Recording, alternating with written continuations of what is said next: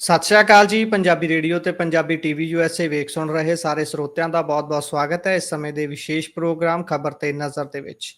ਇਸ ਪ੍ਰੋਗਰਾਮ ਦੇ ਵਿੱਚ ਹਰ ਰੋਜ਼ ਦੀ ਤਰ੍ਹਾਂ ਸਾਥ ਹੁੰਦਾ ਹੈ ਸੀਨੀਅਰ ਪੱਤਰਕਾਰ ਮਿੰਟੂ ਗੁਰਸਰੀਆ ਜੀ ਦਾ ਤੇ ਦੇਸ਼ ਵਿਦੇਸ਼ ਦੇ ਨਾਲ ਜੁੜੀਆਂ ਹੋਈਆਂ ਅਹਿਮ ਖਬਰਾਂ ਹੁੰਦੀਆਂ ਨੇ ਜਿਨ੍ਹਾਂ ਤੇ ਚਾਨਣਾ ਪਾਈਦਾ। ਸੋ ਪ੍ਰੋਗਰਾਮ 'ਚ ਕਰਦੇ ਹਾਂ ਸ਼ਾਮਲ ਮਿੰਟੂ ਜੀ ਨੂੰ, ਫਿਰ ਰੁੱਖ ਖਬਰਾਂ ਦਾ ਕਰਾਂਗੇ। ਬਹੁਤ-ਬਹੁਤ ਸਵਾਗਤ ਹੈ ਜੀ। ਜੀ ਸ਼ੁਕਰੀਆ ਸਾਰਿਆਂ ਨੂੰ। ਸਤਿ ਸ੍ਰੀ ਅਕਾਲ ਜੀ।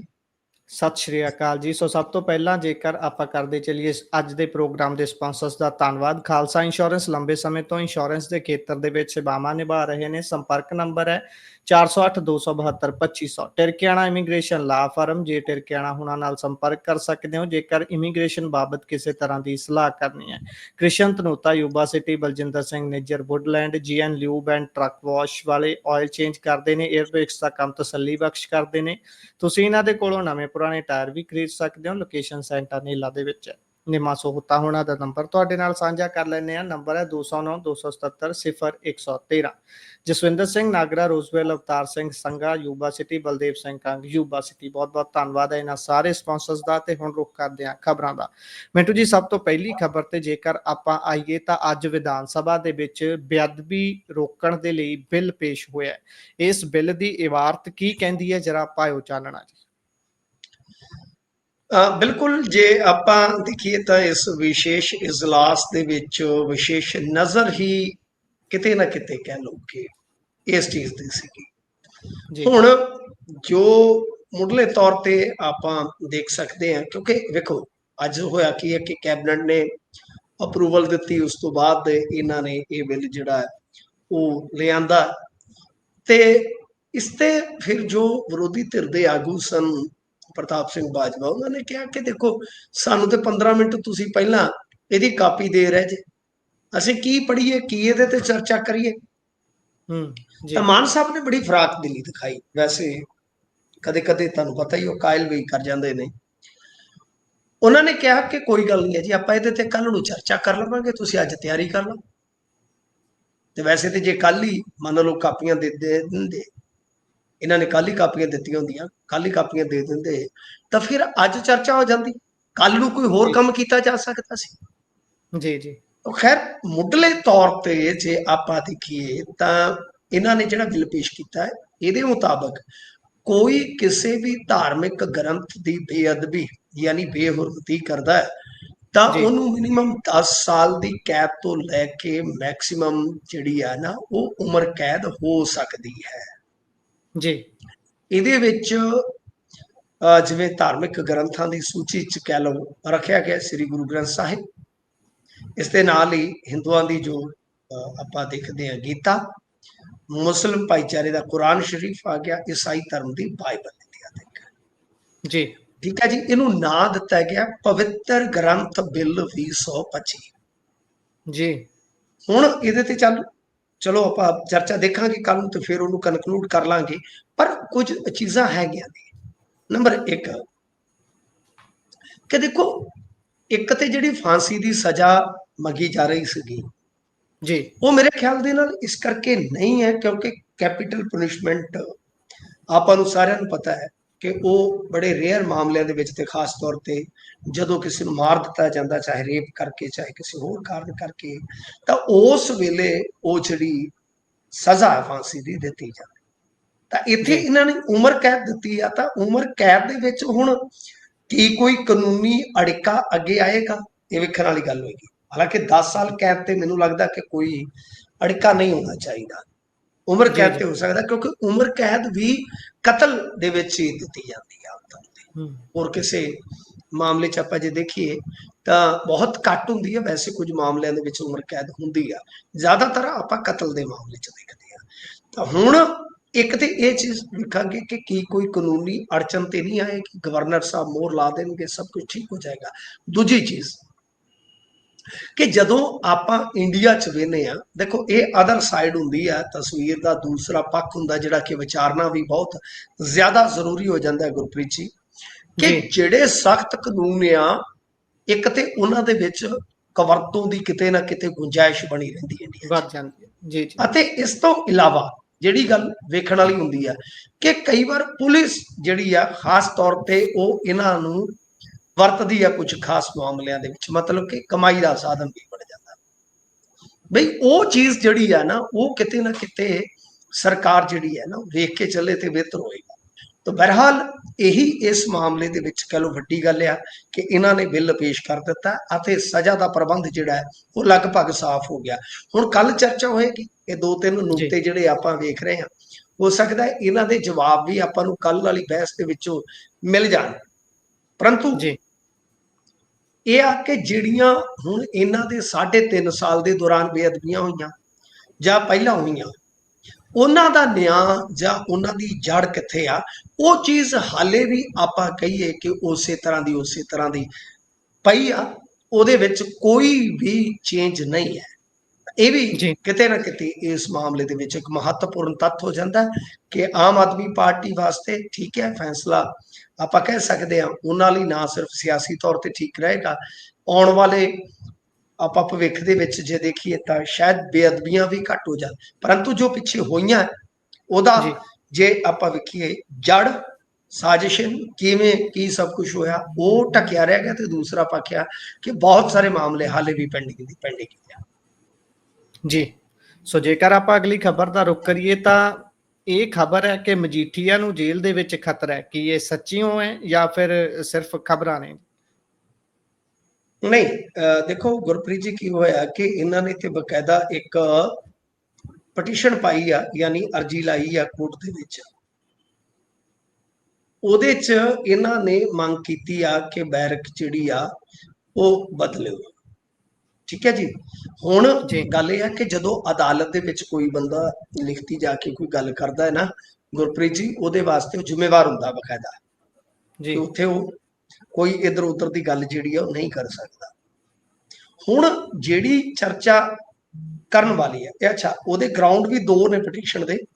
ਇੱਕ ਤੇ ਹੈਗਾ ਕਿ ਬੈਰਕ ਜਿਹੜੀ ਹੈ ਬਦਲੀ ਜਾਵੇ, ਸੈਕੰਡ ਕਿ ਜੇਲ੍ਹ ਮੈਨੂਅਲ ਅਤੇ ਜੋ ਗ੍ਰਿਫਤਾਰੀ ਦੇ ਗਰਾਊਂਡਸ ਨੇ ਉਹਨਾਂ ਦੇ ਦਸਤਾਵੇਜ਼ ਯਾਨੀ ਕਾਪੀਆਂ ਜਿਹੜੀਆਂ ਉਹ ਵੀ ਪ੍ਰੋਵਾਈਡ ਕਰਵਾਈਆਂ ਜਾਣ। ਜੀ ਹੁਣ ਦੇਖੋ ਗੱਲ ਬੜੀ ਇੱਕ ਬੇਸਿਕ ਹੈ, ਬੜੀ ਇਹਨੂੰ ਆਪਾਂ ਕਹਿ ਲਈਏ ਕਿ ਬੜੀ ਆਮ ਜੀ ਗੱਲ ਹੈ ਜੀ ਕਿ ਬਈ ਮਜੀਠੀਆ ਨੂੰ ਹੁਣ ਇਹ ਤੇ ਸਾਫ਼ ਹੈ ਕਿ ਰਹਿਣਾ ਤੇ ਜੇਲ੍ਹ 'ਚ ਹੀ ਪਊਗਾ। ਜੀ ਜੇ ਉਹ ਦਸਤਾਵੇਜ਼ ਮੰਗ ਰਿਹਾ ਉਹਦੇ 'ਚ ਤਾਂ ਕੋਈ ਦਿੱਕਤ ਨਹੀਂ ਹੈ ਨਾ, ਉਹ ਤਾਂ ਕੋਰਟ ਨੇ ਮੁਹੱਈਆ ਕਰਵਾ ਹੀ ਦੇਣੇ ਆ, ਉਹ ਕੋਈ ਨਹੀਂ। ਪਰ ਜੇ ਉਹ ਮੰਗ ਰਿਹਾ ਹੈ ਕਿ ਭਾਈ ਮੇਰੀ ਬੈਰਕ ਬਦਲੀ ਜਾਵੇ ਤਾਂ ਉਹਦੇ ਵਿੱਚ ਕਿਤੇ ਨਾ ਕਿਤੇ ਕੋਈ ਚਿੰਤਾ ਹੋਏਗੀ, ਝੋਰਾ ਹੋਏਗਾ, ਤਦ ਹੀ ਹੈ ਨਾ। ਜੀ ਹੁਣ ਜੋ ਸੁਣਨ ਦੇ ਵਿੱਚ ਆਇਆ ਹੈ, ਦੇਖੋ ਗੁਰਪ੍ਰੀਤ ਜੀ, ਮੇਰੀ ਜਾਣਕਾਰੀ ਦੇ ਮੁਤਾਬਕ ਵਿਕਰਮ ਮਜੀਠੀਆ ਕੁਛ ਦਿਨ ਮਤਲਬ ਕਿ ਸੈੱਲ ਦੇ ਵਿੱਚ ਇਕੱਲਾ ਰਿਹਾ, ਕੈਮਰੇ ਵਗੈਰਾ ਲੱਗੇ ਆ, ਇਹ ਬਿਲਕੁਲ ਕਹਿ ਲਓ ਕਿ ਠੀਕ ਖਬਰ ਸੀ। ਪਰ ਅਚਾਨਕ ਇਹ ਹੁੰਦਾ ਹੈ ਕਿ ਕੁਝ ਹੋਰ ਬੰਦੇ ਬਾਹਰੋਂ ਲਿਆ ਕੇ 2 ਜਾਂ 3 ਉਹਨਾਂ ਦੀ ਗਿਣਤੀ ਪਾ ਦਿੱਤੀ ਜਾਂਦੀ ਹੈ ਇਹਨਾਂ ਦੇ ਸੈੱਲ ਦੇ ਵਿੱਚ, ਜਿੱਥੋਂ ਜੀ ਮਜੀਠੀਆ ਅਸਹਿਜ ਹੋ ਜਾਂਦਾ ਕਿ ਨਹੀਂ ਇਹ ਗਲਤ ਆ।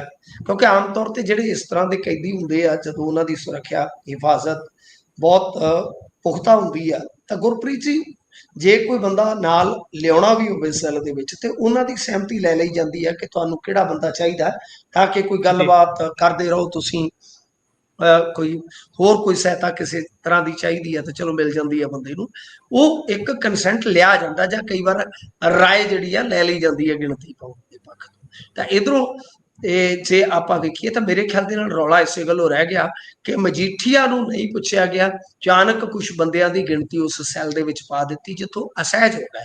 ਕਿਉਂਕਿ ਦੇਖੋ ਜੇਲ੍ਹ ਦਾ ਜਿਹੜਾ ਮਾਮਲਾ ਹੁੰਦਾ ਨਾ ਗੁਰਪ੍ਰੀਤ ਜੀ, ਬੜਾ ਇਹ ਵੀ ਸੰਵੇਦਨਸ਼ੀਲ ਹੋ ਜਾਂਦਾ। ਜੀ ਉੱਥੇ ਕੋਈ ਗੱਲ ਪੈ ਜਾਵੇ ਕਿਸੇ ਦੇ, ਕੋਈ ਮੰਨ ਲਓ ਅੱਜ ਕੱਲ ਮੋਬਾਈਲ ਵਗੈਰਾ ਹੁੰਦੇ ਆ, ਉਹ ਵੀਡੀਓ ਬਣ ਜਾਵੇ, 100 ਤਰ੍ਹਾਂ ਦਾ ਪੰਗਾ ਹੁੰਦਾ, ਤੁਹਾਨੂੰ ਪਤਾ ਹੀ ਆ।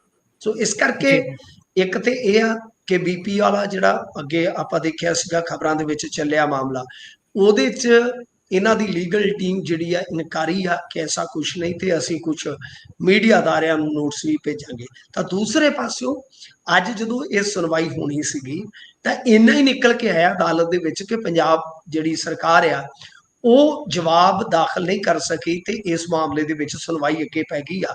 ਪਰ ਗੱਲ ਅਸਲ ਦੇ ਵਿੱਚ ਇਹੋ ਆ ਕਿ ਮੀਡੀਆ 'ਚ ਬੈਰਕ ਬਦਲ ਦੀ ਮੰਗ ਤੇ ਜ਼ਰੂਰ ਦੱਸੀ ਗਈ ਆ, ਪਰ ਉਹਦਾ ਜਿਹੜਾ ਪਿਛਲਾ ਕਾਰਨ ਆ ਉਹਨੂੰ ਕਿਤੇ ਨਾ ਕਿਤੇ ਮਿਸ ਕੀਤਾ ਗਿਆ ਉਹਦੇ 'ਚ। ਜੀ, ਸੋ ਜੇਕਰ ਆਪਾਂ ਅਗਲੀ ਖਬਰ ਦਾ ਰੁਖ ਕਰੀਏ ਤਾਂ ਕਰਨਲ ਬਾਠ ਮਾਮਲੇ ਦੇ ਵਿੱਚ ਪਰਿਵਾਰ ਦੁਬਾਰਾ ਤੋਂ ਅਦਾਲਤ ਪਹੁੰਚਿਆ ਜੀ। ਦੇਖੋ, ਕਰਨਲ ਬਾਠ ਵਾਲਾ ਮਾਮਲਾ ਆਪਾਂ ਅੱਗੇ ਵੀ ਵੇਖਿਆ ਗੁਰਪ੍ਰੀਤ ਜੀ। ਇਹ ਗਿਆ ਸੀਗਾ ਕੋਰਟ ਦੇ ਵਿੱਚ, ਕੋਰਟ 'ਚ ਜਦੋਂ ਗਿਆ ਫਿਰ SIT ਬਣੀ ਤਾਂ ਜਾਂਚ ਪੜਤਾਲ ਜਿਹੜੀ ਆ ਇੱਕ ਤਰ੍ਹਾਂ ਨਾਲ ਕਹਿ ਲਓ ਕਿ ਪੂਰੀ ਤਰ੍ਹਾਂ ਚੰਡੀਗੜ੍ਹ ਪ੍ਰਸ਼ਾਸਨ ਦੇ ਤਹਿਤ ਹੀ ਆ ਗਈ। ਉਸ SIT ਨੇ ਜਾਂਚ ਪੜਤਾਲ ਸ਼ੁਰੂ ਵੀ ਕਰ ਦਿੱਤੀ ਸੀ। ਮੇਰੇ ਖਿਆਲ ਦੇ ਨਾਲ ਪਟਿਆਲੇ ਤੋਂ ਖਬਰਾਂ ਵੀ ਲੱਗੀਆਂ ਕਿ SIT ਮੌਕੇ ਤੇ ਪਹੁੰਚੀ ਹੈ ਇਤਿਆਦਿਕ। ਜੀ, ਹੁਣ ਗੱਲ ਇਹ ਹੈ ਕਿ ਇਹਨਾਂ ਨੇ ਦੁਬਾਰਾ ਪਹੁੰਚ ਕੇ CBI ਦੀ ਮੰਗ ਚੁੱਕੀ ਹੈ।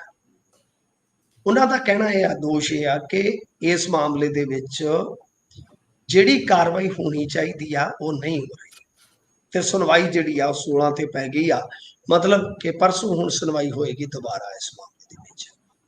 ਇਹਨਾਂ ਦੀ ਮੰਗ ਫਿਰ ਆਪਾਂ ਇੱਕ ਵਾਰੀ ਦੱਸ ਦਈਏ ਆਡੀਅנס ਨੂੰ ਕਿ ਇਹੋ ਆ ਕਿ ਭਾਈ ਸਾਡੀ ਜਿਹੜੀ ਜਾਂਚ ਪੜਤਾਲ ਆ ਉਹ ਚੰਡੀਗੜ੍ਹ ਪੁਲਿਸ ਜਿਵੇਂ ਕਰ ਰਹੀ ਆ ਤਾਂ ਉਹਦੇ ਤੋਂ ਵੀ ਲੈ ਕੇ ਜਿਹੜੀ ਆ ਉਹ ਕੇਂਦਰੀ ਏਜੰਸੀ ਨੂੰ ਦਿੱਤੀ ਜਾਵੇ। ਦੇਖੋ, ਇਹਦੇ 'ਚ ਕੀ ਆ ਗੁਰਪ੍ਰੀਤ ਜੀ ਕਿ ਇੱਕ ਤੇ ਜਿਹੜਾ ਇੰਸਪੈਕਟਰ ਸੀਗਾ ਉਹਦੀ ਜ਼ਮਾਨਤ ਸ਼ਾਇਦ ਨਹੀਂ ਹੋਈ, ਕੁਝ ਬੰਦੇ ਜਿਹੜੇ ਹੋਰ ਨਾਮਜ਼ਦ ਹੋਏ ਆ ਉਹਨਾਂ ਤੇ ਵੀ ਕਾਰਵਾਈ ਜਿਹੜੀ ਹੈ ਉਹ ਨਹੀਂ ਹੋਈ। ਉਹ ਆਪਾਂ ਨੂੰ ਵੀ ਪਤਾ ਕਿ ਇਹ ਸਾਰੇ ਇੰਸਪੈਕਟਰ ਰੈਂਕ ਦੇ ਬੰਦੇ ਸਨ।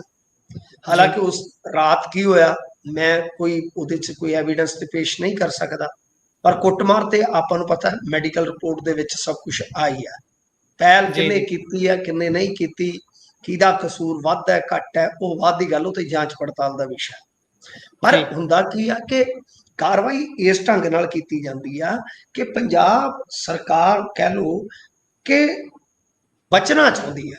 ਨਾਨਕ ਸਿੰਘ ਦੀ ਤੁਹਾਨੂੰ ਪਤਾ ਹੀ ਹੈ, ਇਹਦੇ 'ਚ ਕਾਫੀ ਜ਼ਿਆਦਾ ਖਿਚਾਈ ਵੀ ਹੋਈ, ਹਾਈ ਕੋਰਟ ਦੇ ਵਿੱਚ ਜਾਣਾ ਪਿਆ, ਜਵਾਬ ਦਾਖਲ ਕਰਨਾ ਪਿਆ। ਤਾਂ ਪੰਜਾਬ ਪੁਲਿਸ ਆਪਣੇ ਬੰਦੇ ਅਰੈਸਟ ਨਹੀਂ ਕਰ ਰਹੀ। ਉਹ ਸਾਫ਼ ਹੈ ਕਿ ਉਹ ਖਾਨਾ ਪੂਰਤੀ ਕਰ ਰਹੀ ਆ ਤੇ ਆਪਣੇ ਬੰਦਿਆਂ ਨੂੰ ਜਿਹੜਾ ਖੁੱਲਾ ਸਮਾਂ ਵੀ ਦੇ ਰਹੀ ਆ। ਤਾਂ ਇਹ ਕਰਨਲ ਬਾਠ ਦੀ ਫੈਮਿਲੀ ਜਿਹੜੀ ਆ ਉਹ ਇਸ ਗੱਲ ਨੂੰ ਜਾਣਦੀ ਆ ਕਿ ਦਰਅਸਲ ਇਹ ਟਾਈਮ ਟਪਾਇਆ ਜਾ ਰਿਹਾ। ਤਾਂ ਇਹਨਾਂ ਨੇ ਹੁਣ ਨਵੇਂ ਸਿਰੇ ਤੋਂ ਜਿਹੜੀ ਇਹ ਪਟੀਸ਼ਨ ਫਾਈਲ ਕੀਤੀ ਆ ਉਹਦੇ 'ਚ ਲੱਗ ਜੂ ਪਤਾ ਕਿ ਜਾ ਕੇ ਜਦੋਂ ਬਹਿਸ ਤੇ ਕੇਸ ਜਾਏਗਾ ਕਿ ਫਿਰ ਅਦਾਲਤ ਕੀ ਸਮਝਦੀ ਹੈ ਕਿ ਕੀ ਵਾਕਿਆ ਕੇਂਦਰੀ ਏਜੰਸੀ ਦੇ ਕੋਲ ਇਹ ਮਾਮਲਾ ਜਾਣਾ ਚਾਹੀਦਾ ਜਾਂ ਨਹੀਂ। ਜੀ। ਸੋ ਜੇਕਰ ਆਪਾਂ ਇਸ ਤੋਂ ਅਗਲੀ ਖਬਰ ਦਾ ਰੁਖ ਕਰੀਏ ਤਾਂ ਉਧਰ ਮਾਨ ਸਾਹਿਬ ਆਖ ਰਹੇ ਨੇ ਕਿ ਪਿੰਡ ਸਟੇਡੀਅਮ ਬਣਾਵਾਂਗੇ, ਪਰ ਖਬਰਾਂ ਤਾਂ ਆਪਾਂ ਇਹ ਦੇਖਦੇ ਹਾਂ ਕਿ ਕਹਿੰਦੇ ਪਿੰਡਾਂ ਦੀਆਂ ਗਰਾਊਂਡਾਂ ਹੀ ਠੇਕੇ ਤੇ ਚਾੜੀਆਂ ਜਾ ਰਹੀਆਂ ਨੇ। ਨਹੀਂ, ਉਹ ਖਬਰਾਂ ਤੇ ਹੈ ਕੁਝ ਪਿੰਡਾਂ ਦੇ ਵਿੱਚ ਜਿਹੜੀ ਨੌਜਵਾਨੀ ਆ ਉਹਨਾਂ ਨੂੰ ਗਰਾਊਂਡ ਵਾਸਤੇ ਜਦੋਜਹਿਦ ਕਰਨਾ ਪੈਂਦਾ। ਗੁਰਪ੍ਰੀਤ ਜੀ, ਇਹ ਬਿਲਕੁਲ ਤੁਹਾਡੀ ਗੱਲ ਦਰੁਸਤ ਆ। ਉਹ ਇੱਕ ਦੁਗਣੀ ਪਿੰਡ ਵੀ ਆ, ਇੱਥੋਂ ਤੱਕ ਕਿ ਸਾਬਕਾ ਮੁੱਖ ਮੰਤਰੀ ਦਾ ਪਿੰਡ ਆ ਸਰਾਏ ਨਾਗਾ ਸਾਡੇ ਜ਼ਿਲ੍ਹੇ ਦੇ ਵਿੱਚ, ਉੱਥੇ ਵੀ ਇੱਕ ਇਸੇ ਤਰ੍ਹਾਂ ਨੂੰ ਲੈ ਕੇ ਖਿੱਚਤੂ ਚੱਲਦੀ ਪਈ ਆ, ਜਿਹਦੇ ਵਿੱਚ ਮੈਂ ਕਹਾਂਗਾ ਕਿ ਬੜੇ ਮੰਦਭਾਗੇ ਢੰਗ ਦੇ ਨਾਲ ਸਿਆਸਤ ਵੀ ਸ਼ਾਮਲ ਹੋ ਜਾਂਦੀ ਆ ਜੀ। ਹੁਣ ਜਿਹੜਾ ਮਾਮਲਾ ਦੇਖੋ, ਬਿਲਕੁਲ ਇਹ ਤੁਹਾਡੀ ਗੱਲ ਦਰੁਸਤ ਹੈ ਕਿ ਕੁਝ ਪਿੰਡਾਂ 'ਚ ਇਸ ਤਰ੍ਹਾਂ ਦੀਆਂ ਸਮੱਸਿਆਵਾਂ ਹਨ। ਇਹ ਨਹੀਂ ਜਿਹੜੇ ਸਟੇਡੀਅਮ ਆ, ਮੈਂ ਇਹਦੇ ਤੇ ਬਾਤ ਤਫਸੀਲ ਗੱਲ ਕਰਦਾ ਰਹਿਣਾ ਕਿ ਜਿਹੜੇ ਸਾਡੇ ਸਟੇਡੀਅਮ ਆ, ਪਹਿਲੀ ਗੱਲ ਹੈ ਕੁਝ ਜ਼ਿਲ੍ਹਿਆਂ ਦੇ ਵਿੱਚ ਤੁਸੀਂ ਹਿਸਾਬ ਲਾ ਲਓ ਕਿ ਜੇ ਆਪਾਂ ਗੌਰ ਨਾਲ ਵੇਖੀਏ ਤਾਂ ਕੁਝ ਐਸੇ ਜ਼ਿਲ੍ਹੇ ਨੇ ਜਿਨ੍ਹਾਂ ਤੇ ਜ਼ਿਲ੍ਹਾ ਪੱਧਰੀ ਗਰਾਊਂਡ ਵੀ ਹੈ ਨਹੀਂ। ਤੁਹਾਨੂੰ ਜ਼ਿਲ੍ਹਾ ਪੱਧਰੀ ਗਰਾਊਂਡ ਵੀ ਨਹੀਂ, ਜਾਨੀ ਐਥਲੈਟਿਕਸ ਵਾਲਾ ਟਰੈਕ ਵਗੈਰਾ ਜਿਹੜਾ ਹੁੰਦਾ ਜਾਂ ਮਲਟੀਪਰਪਜ਼ ਸਟੇਡੀਅਮ ਵੀ ਨਹੀਂ ਮਿਲੇਗਾ। ਜ਼ਿਲ੍ਹਾ ਪੱਧਰ ਦਾ ਜਿਹੜਾ ਉੱਚ ਕੋਟੀ ਦਾ ਹੋਣਾ ਚਾਹੀਦਾ, ਠੀਕ ਹੈ ਜੀ। ਹੇਠਲੇ ਪੱਧਰ ਤੇ ਗਰਾਊਂਡ ਬਣਾਉਣ ਤੋਂ ਇਲਾਵਾ ਮੇਰੇ ਖਿਆਲ ਦੇ ਨਾਲ ਬਲਾਕ ਲੈਵਲ ਤੇ ਹੀ ਤੁਹਾਨੂੰ ਇੱਕ ਤਗੜਾ ਸਟੇਡੀਅਮ ਦੇਣਾ ਚਾਹੀਦਾ, ਮਲਟੀਪਰਪਜ਼ ਖਾਸ ਤੌਰ ਤੇ, ਮੇਰਾ ਇਹ ਮੰਨਣਾ। ਮੈਂ ਕਦੇ ਵੀ ਦੇਖੋ ਅੰਨਾ ਆਲੋਚਕ ਨਹੀਂ ਬਣਿਆ, ਲੀਕ ਖਿੱਚ ਕੇ ਮੈਂ ਕਦੇ ਵੀ ਨਹੀਂ, ਕਿਉਂਕਿ ਆਹ ਗੱਲਾਂ ਅਸੀਂ ਕਈਆਂ ਨੇ ਤੇ ਤੁਹਾਨੂੰ ਵੀ ਪਤਾ ਕਿ ਆਪਣੀ ਟੀਮ ਦਾ ਹੀ ਸਾਥੀ, ਉਹ ਕਦੇ ਸਾਡਾ ਵੀ ਸਾਥੀ ਹੁੰਦਾ ਸੀ ਐਂਟੀ ਡਰੱਗ ਮੂਵਮੈਂਟ ਦੇ ਵਿੱਚ। ਅਸੀਂ ਇਹਨਾਂ ਗੱਲਾਂ ਤੇ ਗਹੀਨ ਵਿਚਾਰਾਂ ਕੀਤੀਆਂ ਨੇ ਗੱਲ ਇਹ ਆ ਕਿ ਉਹਦੇ ਵਿੱਚ ਸਰ ਹੁਣ ਮਸਲਾ ਜਿਹੜਾ ਹੈ ਨਾ ਉਹ ਇਹ ਆ, ਜੇ ਆਪਾਂ ਦੇਖੀਏ ਕਿ ਇੱਕ ਪਾਸੇ ਆਪਾਂ ਜਦੋਂ ਕਹਿੰਦੇ ਆ ਕਿ ਜਵਾਨੀ ਨੂੰ ਗਰਾਊਂਡਾਂ 'ਚ ਲਿਆਓ ਤਾਂ ਫਿਰ ਗਰਾਊਂਡ ਹੋਣੇ ਜ਼ਰੂਰੀ ਆ। ਜੇ ਮਾਨ ਜੀ ਸਰਕਾਰ ਕਰ ਰਹੀ ਆ, ਹੁਣ ਖੜੇ ਪੈਰ ਆਪਾਂ ਇਹ ਤੇ ਨਹੀਂ ਵੇਖ ਸਕਦੇ ਬਈ ਕਿ ਜੀ ਖੜੇ ਪੈਰ 13,000 ਸਟੇਡੀਅਮ ਬਣ ਜਾਏਗਾ, ਇਹ ਤੇ ਸੰਭਵ ਨਹੀਂ ਹੈ। ਚਲੋ ਜੀ ਜੀ ਪੜਾਅ ਦਰ ਪੜਾਅ, ਜੇ ਮੰਨ ਲਓ ਇਹਨਾਂ ਨੇ ਕਿਹਾ ਕਿ ਅਸੀਂ ਪਹਿਲੇ ਪੜਾਅ 'ਚ 3,000 ਗਰਾਊਂਡ ਬਣਾ ਦੇਾਂਗੇ ਤਾਂ ਜੀ ਗੁੱਡ ਹੈ, ਦੂਜੇ 'ਚ 5-7 ਕਰ ਲਓ, ਤੀਜੇ 'ਚ ਤੇ ਕੁਝ ਤਾਂ ਹੈਗੇ ਵੀ ਆ। ਮਾਨ ਸਾਹਿਬ ਇੱਕ ਗਲਤ ਬਿਆਨੀ ਕਰ ਜਾਂਦੇ ਆ ਜੀ ਕਿ ਪਹਿਲਿਆਂ ਨੇ ਕੁਝ ਨਹੀਂ ਕੀਤਾ। ਮਾਨ ਸਾਹਿਬ ਨੂੰ ਪੁੱਛਣ ਵਾਲਾ ਹੋਵੇ ਕਿ ਜਿਨ੍ਹਾਂ ਗਰਾਊਂਡਾਂ 'ਚ ਤੁਸੀਂ ਵਾਲੀਬਾਲ ਖੇਡਦੇ ਰਹੇ ਹੋ ਜਾਂ ਜਿੱਥੇ ਤੁਸੀਂ ਕਮੈਂਟਰੀ ਕਰਦੇ ਰਹੇ ਹੋ ਜਾ ਕੇ ਕਬੱਡੀ ਦੇ ਵਰਲਡ ਕੱਪਾਂ 'ਚ, ਉਹ ਦੂਜੀਆਂ ਸਰਕਾਰਾਂ ਦੇ ਬਣਾਏ ਹੋਏ ਨੇ। ਜੀ ਜੀ ਇਹ ਨਹੀਂ, ਹਾਂ ਠੀਕ ਆ, ਕੋਈ ਕਮੀ ਪੇਸ਼ੀ ਹੋ ਸਕਦੀ ਆ, ਕੋਈ ਸ਼ਕਾ ਸ਼ਿਕਾਈ ਹੋ ਸਕਦੀ ਹੈ, ਮੈਂ ਉਸ ਤੱਥ ਦੇ ਨਾਲ ਬਿਲਕੁਲ ਮੁਨਕਰ ਨਹੀਂ ਹੁੰਦਾ, ਸਹਿਮਤ ਆ। ਪਰੰਤੂ ਇਹ ਕਹਿ ਦੇਣਾ ਲੀਕ ਮਾਰ ਕੇ ਨਹੀਂ, ਕਾਂਗਰਸ ਨੇ ਆਪਣਾ ਕੰਮ ਕੀਤਾ, ਅਕਾਲੀਆਂ ਨੇ ਆਪਣਾ ਕੰਮ ਕੀਤਾ। ਹਾਂ ਉਹ ਜੀ ਥੋੜਾ ਹੋ ਸਕਦਾ, ਬਹੁਤਾ ਹੋ ਸਕਦਾ, ਉਹ ਚਲੋ ਅੰਕੜਿਆਂ ਦਾ ਵਿਸ਼ਾ ਹੈ। ਤਾਂ ਮੇਰੇ ਕਹਿਣ ਦਾ ਮਤਲਬ ਕਿ ਚੰਗੀ ਪਹਿਲ ਕਦਮੀ ਹੈ, ਸਰਕਾਰ ਜੇ ਨੇਕ ਨੀਤੀ ਦੇ ਨਾਲ ਇਸ ਨੂੰ ਨੇਪਰੇ ਚਾੜੇ। ਤੇ ਦੂਸਰੇ ਪਾਸੇ ਇੱਕ ਇਹ ਚੰਗਾ ਕੰਮ ਦੇਖੋ, ਚੰਗੇ ਨੂੰ ਚੰਗਾ ਕਹਿਣਾ ਚਾਹੀਦਾ। ਚੰਗਾ ਕੰਮ ਇਹ ਕਰਨ ਜਾ ਰਹੇ ਆ ਕਿ ਸਕੂਲਾਂ ਦੇ ਵਿੱਚ ਮਾਸਟਰਾਂ ਨੂੰ ਟ੍ਰੇਨ ਕਰਕੇ ਇਹ ਅੱਗੇ ਲਿਆ ਰਹੇ ਆ ਇੱਕ ਪ੍ਰੋਗਰਾਮ ਜੀ ਕਿ ਉੱਥੇ 9ਵੀਂ ਤੋਂ ਉੱਤੇ ਦੇ ਜਿਹੜੇ ਬੱਚੇ ਨੇ ਕਿ ਉਹਨਾਂ ਨੂੰ ਇਸ ਅਲਾਮਤ ਤੋਂ ਬਚਾਇਆ ਜਾ ਸਕੇ। ਇਹ ਵੀ ਅੱਛਾ ਹੈ, ਕਿਉਂਕਿ ਮੈਂ ਤਾਂ ਤੁਹਾਨੂੰ ਦੱਸ ਰਿਹਾ, ਮੈਂ ਦੋਗਲਾ ਨਹੀਂ ਹੋ ਸਕਦਾ।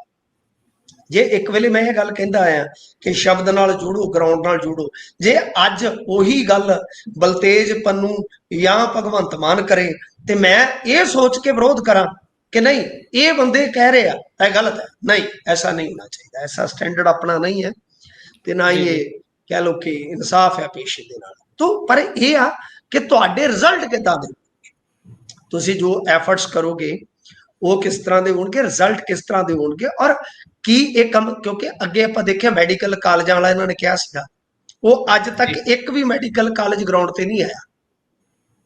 ਸੋ ਇਹ ਚੀਜ਼ ਸਾਨੂੰ ਦੇਖਣੀ ਪਵੇਗੀ ਕਿ ਐਲਾਨ ਨਾ ਰਹਿ ਜਾਵੇ। ਜੇ ਤੁਸੀਂ 3,000 ਗਰਾਊਂਡ ਵੀ ਬਣਾਉਣੇ ਹੋ ਪਹਿਲੇ ਪੜਾਅ 'ਚ, ਮੈਂ ਉਸ ਦਾ ਸਵਾਗਤ ਕਰਾਂਗਾ, ਪਰ ਇਹ ਆ ਕਿ ਜੇ ਐਲਾਨ ਰਹਿ ਜਾਵੇ, ਕੁਝ ਜੇ ਕੰਮ ਚੱਲ ਪਵੇ, ਕੁਝ ਨੇਪਰੇ ਚੜ ਜਾਣ, ਉਹ ਗਲਤ ਆ। ਉਹਨਾਂ ਦਾ ਕੰਮ ਫੜੋ, ਉਹਨਾਂ ਕੋ ਕਰੋ ਤੇ ਅੱਗੇ ਵਧੋ। ਸੋ ਠੀਕ ਆ, ਚਲੋ ਵੇਖ ਲੈਂਦੇ ਆ, ਪਰ ਦੂਜਿਆਂ ਨੂੰ ਡਿਸਕ੍ਰੈਡਿਟ ਕਰਨ ਦੀ ਮਾਨ ਸਾਹਿਬ ਦੀ ਆਦਤ ਜਿਹੜੀ ਹੈ ਨਾ, ਉਹ ਠੀਕ ਨਹੀਂ ਹੈ ਜੀ। ਸੋ ਇਸ ਤੋਂ ਅੱਗੇ ਜੇਕਰ ਆਪਾਂ ਚੱਲੀਏ ਤਾਂ ਇੱਕ ਵੱਡਾ ਝਟਕਾ ਹੈ ਪੰਜਾਬ ਸਰਕਾਰ ਦੇ ਲਈ, ਜਿਹੜੀ 1158 ਵਾਲੀ ਭਰਤੀ ਸੀ, ਜਿਹਦਾ ਅਕਸਰ ਰੌਲਾ ਰਹਿੰਦਾ ਹੈ ਵੱਖ-ਵੱਖ ਥਾਵਾਂ ਤੇ, ਜਿੱਥੇ ਵੀ ਬਾਈ ਇਲੈਕਸ਼ਨ ਹੁੰਦੀ ਹੈ ਉੱਥੇ ਜਾ ਕੇ ਉਹ ਸਰਕਾਰ ਖਿਲਾਫ ਵੀ ਬੋਲਦੇ ਨੇ। ਉਹਨਾਂ ਦੀ ਇੱਕ ਸਾਥਣ ਜਿਹੜੀ ਸੀ ਉਸਨੇ ਵੀ ਖੁਦਕੁਸ਼ੀ ਕਰ ਲਈ ਸੀ, ਲੈਟਰ ਲਿਖ ਜੀ ਸੁਸਾਈਡ ਕਰ ਲਿਆ ਸੀ ਲਿਖ ਕੇ, ਤੇ ਉਸ ਤੋਂ ਬਾਅਦ ਵੀ ਖਾਸਾ ਇਹ ਮਾਮਲਾ ਭਖਿਆ ਸੀ। ਪਰ ਹੁਣ ਵੱਡੀ ਖਬਰ ਇਹ ਹੈ ਕਿ ਉਹ ਭਰਤੀ ਹੀ ਮੁੱਢੋਂ ਰੱਦ ਕਰ ਦਿੱਤੀ ਗਈ ਹੈ ਜੀ। ਦੇਖੋ ਉਹਦੇ 'ਚ ਹੁਣ ਜ਼ਿੰਮੇਵਾਰ ਤਾਂ ਜਿਹੜੀ ਵੀ ਸਰਕਾਰ ਆ ਉਹਨੂੰ ਜ਼ਿੰਮੇਵਾਰੀ ਉੱਠਣ ਦੀ ਜ਼ਰੂਰਤ ਹੈ। ਪਹਿਲੀ ਗੱਲ ਤੇ ਆ ਕਿ ਜੇ ਚੰਨੀ ਸਰਕਾਰ ਸੀ ਤਾਂ ਚੰਨੀ ਸਰਕਾਰ, ਤੇ ਜੇ ਇਹਨਾਂ ਦਾ ਜਿੱਥੇ ਵੀ ਕਿਤੇ ਗਲਤੀ ਜੀ, ਪਹਿਲੀ ਗੱਲ ਇਹ ਆ ਕਿ ਇਹ ਜਿਹੜਾ ਮਾਮਲਾ ਕਿਹਾ ਜਦੋਂ ਸਰਕਾਰ ਨੇ ਮਨਜ਼ੂਰੀ ਦੇ ਦਿੱਤੀ, ਗੁਰਪ੍ਰੀਤ ਜੀ ਇਹਨੂੰ ਇੱਥੋਂ ਤੱਕ ਲਿਜਾਣ ਵਾਲੇ ਵੀ ਕੁਝ ਬੰਦੇ ਸਨ। ਖਾਸ ਤੌਰ ਤੇ ਜੇ ਤੁਸੀਂ ਇਹਦੀ ਜੜ ਤੱਕ ਜਾਓਗੇ ਕਿ ਇੱਕ ਵੀਸੀ ਨੇ ਕਹਿ ਲਓ ਇਸ ਤਰ੍ਹਾਂ ਦੇ ਅਧਿਕਾਰੀ ਨੇ ਜੋ ਕੰਮ ਕੀਤਾ ਹੈ, ਮੇਰੇ ਖਿਆਲ ਨਾਲ ਕੁਝ ਆਪਣੇ ਬੰਦਿਆਂ ਨੂੰ ਲਾਹ ਪਹੁੰਚਾਉਣ ਲਈ, ਜਿਹੜੇ ਕਿ ਕੁਝ ਮਤਲਬ ਕਿ ਸਿਆਣੇ ਬੰਦੇ ਦੱਸਦੇ ਆ, ਤਾਂ ਉਹਦੇ ਵਿੱਚ ਉਹ ਚੀਜ਼ ਦੂਜਿਆਂ ਦੇ ਭਾਰੀ ਪੈ ਗਈ। ਅੱਜ ਤੁਸੀਂ ਦੇਖੋ ਕਿ ਜਿਨ੍ਹਾਂ ਨੇ ਇੰਨਾ ਚਿਰ ਕੇਸ ਲੜਿਆ, ਜਦੋਜਹਿਦ ਕੀਤੀ, 1158 ਨੂੰ ਪਹਿਲਾਂ ਨਾ ਹੋ ਗਈ ਸਿੰਗਲ ਬੈਂਚ ਤੋਂ, ਫਿਰ ਡਬਲ ਬੈਂਚ ਤੋਂ ਹਾਂ ਹੋ ਗਈ, ਫਿਰ ਮਾਮਲਾ ਸੁਪਰੀਮ ਕੋਰਟ ਗਿਆ, ਤੇ ਦੂਜੇ ਪਾਸੇ ਹੁਣ ਇਹ ਵੀ ਸੁਣਨ ਦੇ ਵਿੱਚ ਆਇਆ ਹੈ ਕਿ ਸਰਕਾਰ ਤੇ ਰੋਸ ਹੈ। ਅਸਿਸਟੈਂਟ ਪ੍ਰੋਫੈਸਰ ਯੂਨੀਅਨ ਦੇ ਕਨਵੀਨਰ ਜਿਹੜੇ ਬਲਵਿੰਦਰ ਸਿੰਘ ਚਾਹਲ, ਉਹ ਕਹਿ ਰਹੇ ਨੇ ਕਿ ਇਹਨਾਂ ਨੇ ਚੱਜ ਨਾਲ ਉੱਥੇ ਜਾ ਕੇ ਪੱਖ ਹੀ ਨਹੀਂ ਰੱਖਿਆ ਜੀ, ਤੇ ਉਹ ਕਹਿੰਦੇ ਕਿ ਸੁਪਰੀਮ ਕੋਰਟ ਦੇ ਵਿੱਚ ਰਿਵਿਊ ਪਟੀਸ਼ਨ ਅਸੀਂ ਪਾਵਾਂਗੇ। ਤਾਂ ਹੁਣ ਇਹ ਇੱਕ ਤਰ੍ਹਾਂ ਨਾਲ ਕਹਿ ਲਓ ਕਿ ਫਿਰ ਕਾਨੂੰਨੀ ਗੇੜ ਦੇ ਵਿੱਚ ਜਾਏਗਾ ਮਾਮਲਾ। ਜੀ ਜੀ ਤਾਂ ਅਸੀਂ ਵਾਰ-ਵਾਰ ਬੇਨਤੀ ਕਰਦੇ ਹਾਂ ਸਰਕਾਰ ਨੂੰ ਕਿ ਜਦੋਂ ਵੀ ਤੁਸੀਂ ਭਰਤੀ ਕੱਢਦੇ ਹੋ, ਭਰਤੀਆਂ ਲਗਾਤਾਰ ਕੱਢੋ। ਤੇ ਦੂਜੀ ਚੀਜ਼ ਕਿ ਭਰਤੀ ਜਿਹੜੀ ਵੀ ਆਵੇ ਉਹਨੂੰ ਇਮਾਨਦਾਰੀ ਨਾਲ, ਨਿਰਪੱਖਤਾ ਦੇ ਨਾਲ ਤੇ ਬਗੈਰ ਕਾਨੂੰਨੀ ਪਚੜੇ ਚ ਫਸੇ ਤੋਂ ਨਿਪਰੇ ਚਾੜਦਾ, ਪਰ ਜੀ ਹੋ ਉਲਟ ਰਿਹਾ। ਮੈਂ ਕੱਲ ਗੱਲ ਵੀ ਕਰਦਾ ਪਿਆ ਸਾਂ, ਤੁਸੀਂ ਜੀ ਹਿਸਾਬ ਲਾ ਲਓ ਕਿ ਇਹਨਾਂ ਨੇ ਰੱਖਣੇ ਸਨ ਚਪੜਾਸੀ ਮੋਹਾਲੀ ਜੀ ਬੋਰਡ ਦੇ ਵਿੱਚ 11,000 ਅਰਜ਼ੀਆਂ ਆਈਆਂ, 11 ਬੰਦੇ ਰੱਖਣੇ ਸੀ।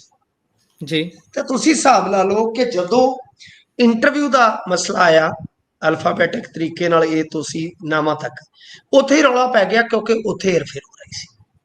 ਹਾਈ ਜੀ ਕੋਰਟ ਨੇ ਭਰਤੀ ਨੂੰ ਸਟੇ ਕਰ ਦਿੱਤਾ ਤੇ ਉਹ ਜਿਹੜੀ ਇੰਟਰਨਲ ਵਿਜੀਲੈਂਸ ਇਨਕੁਆਇਰੀ ਸੀ ਉਹ ਖੋਲ ਦਿੱਤੀ।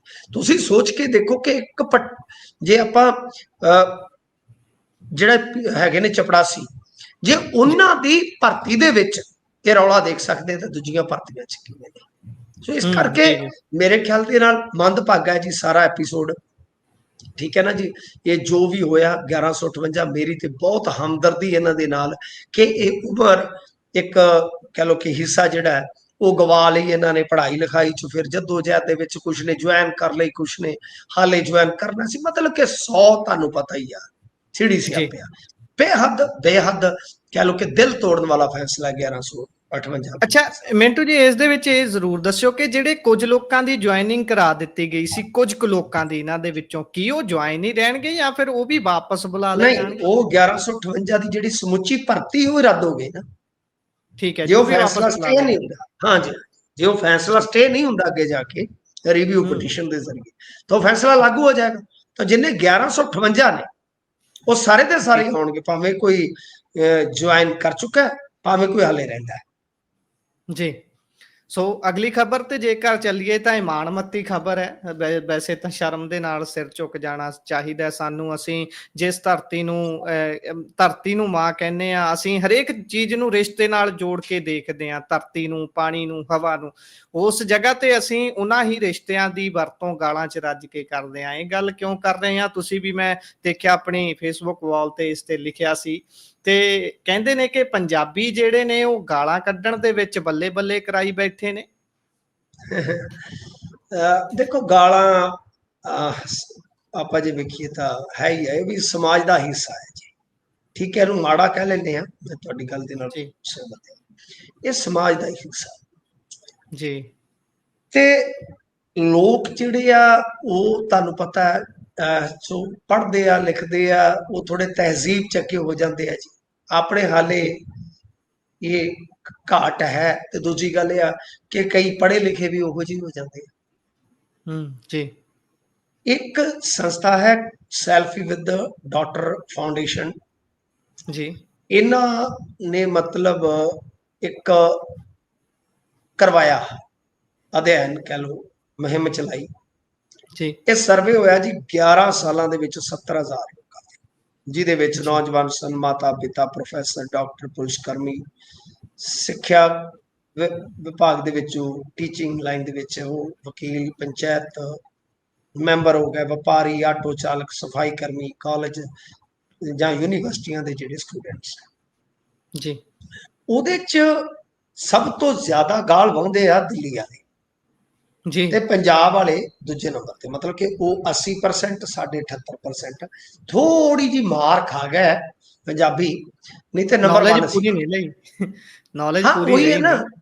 ਵੈਸੇ ਕੋਈ ਡਰ ਨਹੀਂ ਹੈਗਾ, ਵਾਕਿਆ ਬਿਲਕੁਲ ਤੁਸੀਂ ਗੱਲ ਜਿੱਦਾਂ ਕਹੀ ਆ ਕਿ ਕੋਈ ਜੀ ਚੱਕਰ ਨਹੀਂ ਹੈਗਾ। ਜੇ ਉਹ ਫਸਟ ਵੀ ਆਏ ਨੇ ਤੇ ਉਹ ਉਹੀ ਆਏ ਨੇ ਜਿਨ੍ਹਾਂ ਦੇ ਨਾਲ ਆਪਣਾ MOU ਸਾਈਨ ਆ ਨੌਲੇਜ ਸ਼ੇਅਰਿੰਗ ਜੀ ਦਾ, ਦਿੱਲੀ ਵਾਲੇ। ਜੀ ਤਾਂ ਇਹ ਕਹਿ ਲਓ ਕਿ ਮੰਦਭਾਗਾ। ਔਰ ਜੇ ਆਪਾਂ ਦੇਖੀਏ ਗੁਰਪ੍ਰੀਤ ਜੀ ਇੱਕ ਗੱਲ ਗੌਰ ਨਾਲ, ਤਾਂ ਇੱਥੇ ਇੱਕ ਹੋਰ ਮੈਂ ਬੜਾ ਹੈਰਾਨੀਜਨਕ ਇਹਨਾਂ ਦਾ ਅੰਕੜਾ ਦੇਖ ਰਿਹਾ ਸੀਗਾ ਕਿ 30% ਲੜਕੀਆਂ ਜਾਂ ਬੀਬੀਆਂ ਉਹ ਵੀ ਮਾਂ ਭੈਣ ਦੀਆਂ ਗਾਲਾਂ ਕੱਢਦੀਆਂ ਟਕਾ ਕੇ। ਇਹ ਇੱਕ ਤਰ੍ਹਾਂ ਨਾਲ ਕਹਿ ਲਓ ਕਿ ਵੱਖਰੀ ਗੱਲ ਆ। ਤੇ ਉਧਰ ਜੇ ਆਪਾਂ ਦੇਖੀਏ ਤੇ ਹਰਿਆਣਾ ਵੀ ਜਿਹੜਾ ਹੈ ਇਸ ਮਾਮਲੇ ਦੇ ਵਿੱਚ ਆਪਣੇ ਵਰਗਾ ਹੀ ਲਗਭਗ, ਇਹ ਜਿਹੜਾ ਕਹਿ ਲਓ ਕਿ ਏਰੀਆ ਉਹ ਸਾਰਾ ਹੀ ਮਾਂ ਭੈਣ ਦੀ ਗਾਲ ਦੁੱਪੜ ਕਰਨ ਦੇ ਵਿੱਚ ਬਹੁਤ ਅੱਗੇ ਹੈ ਜੀ। ਜੀ ਸੋ ਅਗਲੀ ਖਬਰ ਤੇ ਜੇਕਰ ਚੱਲੀਏ ਤਾਂ ਬਿਹਾਰ ਤੋਂ ਬਾਅਦ ਕਹਿੰਦੇ ਪੂਰੇ ਦੇਸ਼ 'ਚ ਹੀ ਸੂਚੀਆਂ ਦੀ ਸੁਧਾਈ ਹੋ ਸਕਦੀ ਹੈ। ਵੋਟਰ ਦੇਖੋ, ਸੂਚੀਆਂ ਦੀ ਗੱਲ ਹੋ ਰਹੀ ਹੈ ਹਾਂਜੀ, ਦੇਖੋ ਜੀ। ਸੂਚੀਆਂ ਜਿਹੜੀਆਂ ਨੇ ਉਹਦੇ ਚ ਕੀ ਸੀਗਾ ਗੁਰਪ੍ਰੀਤ ਜੀ, ਕਿ ਸੁਪਰੀਮ ਕੋਰਟ ਚ ਮਾਮਲਾ ਗਿਆ। ਸੁਪਰੀਮ ਕੋਰਟ ਨੇ ਕਿਉਂਕਿ ਇਸ ਸਾਰੀ ਐਕਸਰਸਾਈਜ਼ ਨੂੰ ਸਟੇ ਨਹੀਂ ਕੀਤਾ, ਉਹਨਾਂ ਜੀ ਨੇ ਕਿਹਾ ਸੀਗਾ ਕਿ ਆਧਾਰ ਕਾਰਡ ਵੀ ਤੁਸੀਂ ਮੰਨੋ, ਜੀ ਜਾਂ ਕਿਸੇ ਕੋਲ ਵੋਟਰ ਕਾਰਡ ਹੈ ਤਾਂ ਤੁਸੀਂ ਉਹਨੂੰ ਦਸਤਾਵੇਜ਼ਾਂ 'ਚ ਸ਼ਾਮਲ ਕਰ। ਜੀ। ਇਹਦਾ ਮਤਲਬ ਇਹ ਹੈ ਕਿ ਵੈਸੇ ਤਾਂ ਬਿਹਾਰ ਦੇ ਵਿੱਚ ਬੜਾ ਕੰਮ ਚੱਲਣ ਡਿਆ। ਇੱਕ ਹੂੰ।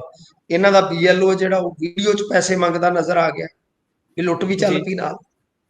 ਜੀ ਜੀ ਤੇ ਦੂਜੇ ਪਾਸੇ BLO ਆਰਾਮ ਨਾਲ ਬਹਿ ਜਾਂਦੇ, ਘਰ ਘੁਰ ਤਾਂ ਕੋਈ ਜਾਂਦਾ ਹੀ ਨਹੀਂ, ਉੱਥੇ ਜੀ ਲੋਕ ਖੱਜਲ ਹੋ ਰਹੇ ਆ। ਆਧਾਰ ਕਾਰਡ ਮੰਨਣਗੇ ਜ਼ਰੂਰ, ਉਹ ਸਾਰਾ ਕੁਝ ਜੀ। ਹੋਏਗਾ, ਪਰ ਨਾਲ ਉਹ ਆਮ ਬੰਦੇ ਨੂੰ ਵਕਤ ਪਾ ਲੈਣਗੇ ਕਿ ਬਈ ਆ ਹੂੰ। ਲਿਆ, ਨਾਲ ਆ ਲਿਆ, ਆ ਲਿਆ। ਤੇ ਇਹ ਹੁਣ ਗਾਂ ਤਮਿਲਨਾਡੂ 'ਚ ਇਲੈਕਸ਼ਨ ਆ, ਅਸਮ 'ਚ ਇਲੈਕਸ਼ਨ ਆ, ਪੁਡੂਚੇਰੀ 'ਚ ਇਲੈਕਸ਼ਨ ਆ, ਬੰਗਾਲ 'ਚ ਆ, ਫਿਰ ਉਸ ਤੋਂ ਬਾਅਦ ਆਪਣੀ ਵਾਰੀ ਆ ਜਾਣੀ ਆ। 5 ਰਾਜ ਆਪਣੇ ਹੁੰਦੇ ਆ, UP, ਮਣੀਪੁਰ, ਪੰਜਾਬ, ਇਸ ਤੋਂ ਇਲਾਵਾ 2 ਹੋਰ ਹੈ, ਯਾਨੀ 5 ਆ। ਤਾਂ ਉਹ ਸਾਰਿਆਂ 'ਚ ਹੀ ਇਹ ਵਾਰ-ਵਾਰ ਘੁੰਮੀ ਜਾਣਗੇ। ਜੀ ਪਰ ਇਹਨਾਂ ਚੀਜ਼ਾਂ ਦਾ ਫਰਕ ਤੇ ਕਿਤੇ ਨਾ ਕਿਤੇ ਪਵੇਗਾ। ਹੁਣ ਮੈਂ ਇੱਕ ਛੋਟਾ ਜਿਹਾ ਅੰਕੜਾ ਕੱਢਿਆ ਸੀਗਾ, ਮੈਨੂੰ ਪਤਾ ਅੱਜ ਥੋੜਾ ਤੁਹਾਨੂੰ ਕਾਹਲ ਆ, ਤੇ ਇਸ ਜੀ ਕਰਕੇ ਮੈਂ ਚਲੋ ਮੁਖਤਸਰ ਹੀ ਅਰਜ਼ ਕਰ ਦੇਣਾ ਕਿ ਜੀ ਬਿਹਾਰ ਦੇ ਵਿੱਚ ਲੈਟਸ ਸਪੋਜ਼ ਕਿ 7 ਕਰੋੜ 90 ਲੱਖ ਵੋਟਰ ਆ, ਜੀ ਤਾਂ ਉਹ 1% ਵੀ ਜੇ ਆਪਾਂ ਕੱਢ ਦਈਏ ਜੀ ਵੈਰੀਫਿਕੇਸ਼ਨ ਤੋਂ ਬਾਅਦ, ਤਾਂ ਉਹ ਕਿੰਨਾ ਬਣ ਜੀ ਜਾਏਗਾ?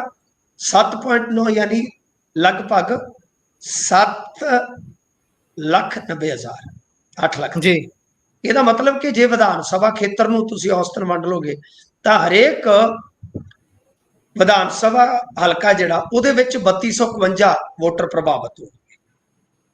ਜੀ ਠੀਕ ਹੈ ਜੀ।